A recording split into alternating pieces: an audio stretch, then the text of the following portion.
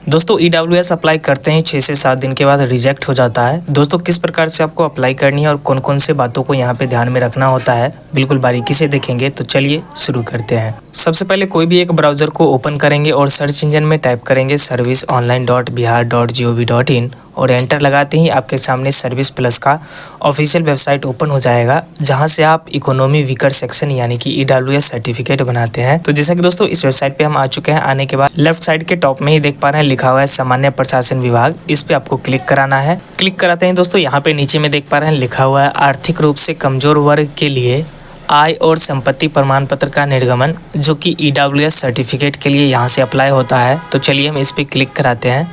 Click कराते हैं दोस्तों यहाँ पे पूछा जा रहा है कि क्या आप CO लेवल का बनाना चाहते हैं या फिर SDO लेवल का या फिर DM लेवल का। तो दोस्तों सबसे पहले आपको डिसाइड कर लेना है कि आप जो फॉर्म लगाएंगे क्या वहाँ पे कोई ऐसा मेंशन भी किया गया है कि आपको अंचल लेवल का या फिर अनुमंडल स्तर का या फिर जिला स्तर का जो है EWS लगाना है। तो सबसे पहले आपको वो नोटिफिकेशन पढ़ लेना है, इसके बाद ही आप यहाँ से अप्लाई करें, ताकि ऐसा ना हो कि कहीं पे लगना था जिला स्तर का और आपने बना लिया अंचल स्तर का।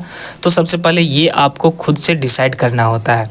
और वैसे दोस्तों यदि हम रैंडमली बात करें तो सबसे ज़्यादा मात्रा में 99% जो EWS बनता है वो CO लेवल का यानी कि अंचल स्तर से बनता है। तो चलिए हम अंचल स्तर पर क्लिक कराते हैं। क्लिक कराते हैं दोस्तों, एप्लीकेशन फॉर्म ओपन हो चुका है। यहाँ पे देख पा रहे हैं, यहाँ से जेंडर को सिलेक्ट करना है कि क्या आप स्त्री का बना रहे हैं या फिर पुरुष का। साथ ही अभिवादन को सिलेक्ट करेंगे। इसके बाद जो भी एप्लीकेंट का नाम है वो एप्लीकेंट का नाम यहाँ पे लिखेंगे। अब दोस्तों सबसे पहले मैं आपको बता दूं कि यहाँ पे जो भी जानकारी हम भरेंगे, यहाँ पे जो भी डिटेल्स हम भरेंगे, जस्ट ये एक डेमो पर्पज़ से होगा। किसी का भी पर्सनल डाटा यहाँ पे हम आपको नहीं दिखा रहे हैं, क्योंकि दोस्तों पर्सनल डाटा किसी का भी दिखाना ये यूट्यूब प्राइवेसी के खिलाफ है। तो यहाँ पे हम जो है सिर्फ और सिर्फ डेमो पर्पज़ से कोई भी यहाँ पे नाम डाल करके हम आपको बताएंगे। तो जैसे कि मान लीजिए किन्हीं का नाम यानी कि जो एप्लीकेंट हैं जो EWS बनाना चाहते हैं उनका नाम सविता कुमारी है, तो यहाँ पे हम सविता और कुमारी कुछ इस प्रकार से टाइप करेंगे तो ऑटोमेटिक इस साइड देख पा रहे हैं हिंदी में नाम टाइप हो गया है। इनका जो है जन्म तिथि यहाँ पे डालना पड़ेगा। तो आधार के अनुसार यहाँ पे इनका जो है डेट ऑफ बर्थ आपको डाल लेना है। आधार में जो भी इनका डेट ऑफ बर्थ है वो डेट ऑफ बर्थ यहाँ पे आपको सेलेक्ट कर लेनी है। इसके बाद दोस्तों उनका आधार संख्या पूछा जा रहा है, तो ये आपको बिल्कुल नहीं डालना। अगर मान लीजिए यहाँ पे डाल देते हैं तो यहाँ पे आधार से रजिस्टर्ड मोबाइल पे आधार में जो मोबाइल नंबर लिंक होगा उस मोबाइल पे OTP गिरेगा, तो वो OTP यहाँ पे आपको डालना पड़ेगा। तो चूँकि दोस्तों मेरे आधार से इस समय मोबाइल नंबर लिंक नहीं है, तो यहाँ पे आधार नंबर को हम खाली छोड़ेंगे और यहाँ पे स्टेट को सिलेक्ट करेंगे। इसके बाद दोस्तों यहाँ पे जिला पूछा जा रहा है, तो जो भी जिला है इनका वो जिला यहाँ पे सिलेक्ट करनी है। दोस्तों मैं बार बार बता रहा हूँ कि ये एक डेमो पर्पज़ से है, ये किसी का पर्सनल डाटा नहीं है। इसके बाद दोस्तों यहाँ पे ये अनुमंडल यानी कि इनका अनुमंडल कहाँ है वो अनुमंडल सेलेक्ट करेंगे। साथ ही यहाँ पे प्रखंड को सिलेक्ट करना है। इसके अलावा यहाँ पे स्थानीय निकाय का प्रकार में क्या ये ग्राम पंचायत से बिलोंग करते हैं या फिर नगर निगम से या फिर नगर परिषद से या फिर नगर पंचायत से। तो ये जो है ये ग्राम पंचायत से बिलोंग करते हैं, तो ग्राम पंचायत को सिलेक्ट करेंगे। ग्राम पंचायत सेलेक्ट करते ही नीचे में पंचायत पूछा जाएगा, तो वो पंचायत यहाँ पे सिलेक्ट करना होगा। साथ ही वार्ड संख्या इनका डालना है, जो भी वार्ड संख्या है वो वार्ड संख्या यहाँ पे लिखेंगे। साथ ही इनके गांव का नाम यहाँ पे लिख देंगे, जो भी इनके गांव का नाम है। और साथ में इस साइड जो देख पा रहे हैं पोस्ट ऑफिस, तो यहाँ पे पोस्ट ऑफिस भी इनका लिखना पड़ेगा। इसके अलावा इनका जो भी थाना है वो थाना सेलेक्ट करना है। साथ ही पिन कोड यहाँ पे लिखना है। इसके अलावा दोस्तों यहाँ पे होल्डिंग नंबर और सर्किल नंबर को आप खाली छोड़ देंगे, यहाँ पे डालना अनिवार्य नहीं है।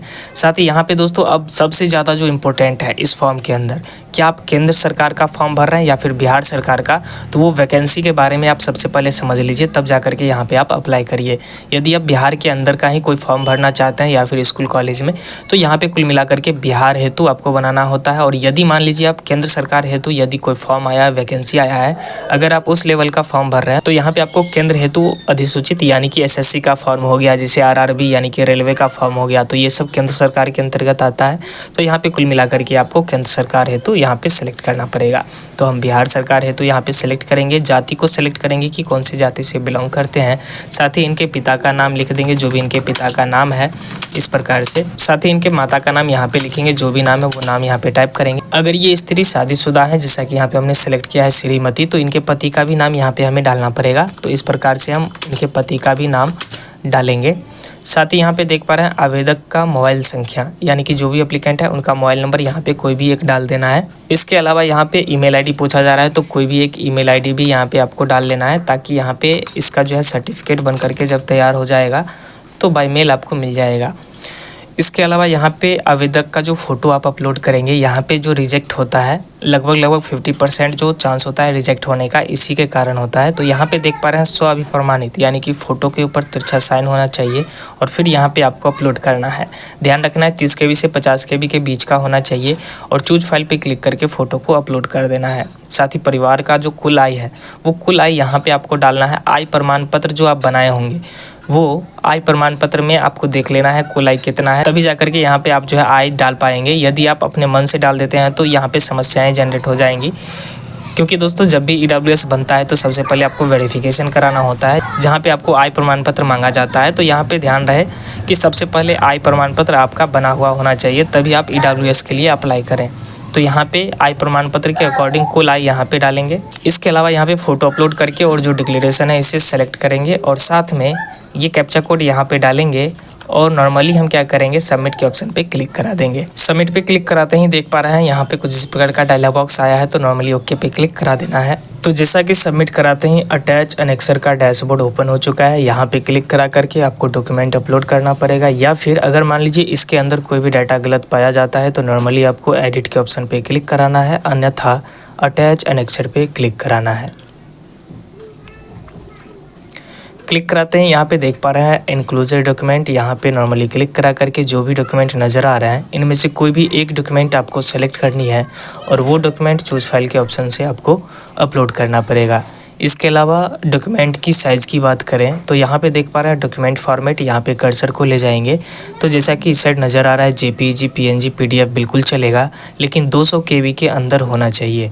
तो यहाँ पे हम आधार कार्ड को अपलोड करेंगे जो कि एक ही पेज पे फ्रंट और बैक दोनों साइड का जो है स्कैन होना चाहिए और साथ ही सेव एनेक्सर पे क्लिक करेंगे। अब दोस्तों फाइनल सबमिट का डैशबोर्ड आ चुका है। जैसे ही सबमिट के ऑप्शन पे क्लिक कराएंगे तो आपका EWS फाइनल सबमिट हो जाएगा आवेदन फॉर्म, और जो रिसिप्ट जनरेट होगा ये रिसिप्ट लेकर के आपको अपने ब्लॉक जाना पड़ेगा और वहाँ जा कर के जब तक आप अप्रूवल नहीं कराते हैं तब तक आपका जो है बन करके तैयार नहीं होगा। तो ध्यान रहे जो भी आय आपने डाला है वो आय प्रमाण पत्र, हो सके तो आवासीय और जाति भी आप साथ में लगा लें तो ज़्यादा बेहतर रहेगा, और फिर जा कर के आप RTPS काउंटर से अप्रूवल कराइए। लगभग 10 से 12 दिन के अंदर आपका जो है EWS बन करके तैयार हो।